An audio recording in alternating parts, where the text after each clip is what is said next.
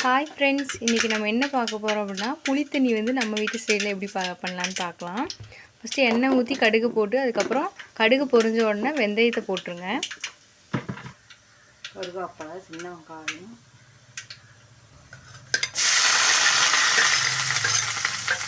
பொடி பொடியாக கட் பண்ணி வச்சுருக்க கருவேப்பிலை, சின்ன வெங்காயம், அதுக்கப்புறம் காஞ்ச மிளகாய் இதெல்லாமே ஆட் பண்ணிக்கோங்க. நல்லா வதக்கி விட்டுருங்க.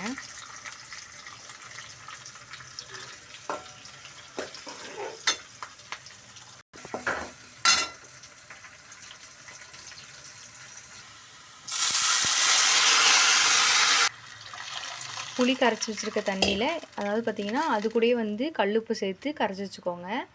அதை வந்து ஊற்றிட்டு விட்டிங்கன்னா புளி தண்ணி ரெடி. நல்லா இந்த பச்சை வாசனை போகிற அளவுக்கு நல்லா கொதித்து வரணும். அப்புறம் பார்த்திங்கன்னா புளி தண்ணி வந்து சூப்பராக ரெடி ஆயிரும். பிடிச்சிருந்தா லைக் பண்ணுங்கள், கமெண்ட் பண்ணுங்கள், மறக்காமல் ஷூஸ் vlog சப்ஸ்கிரைப் பண்ணுங்கள் ஃப்ரெண்ட்ஸ். தேங்க்யூ.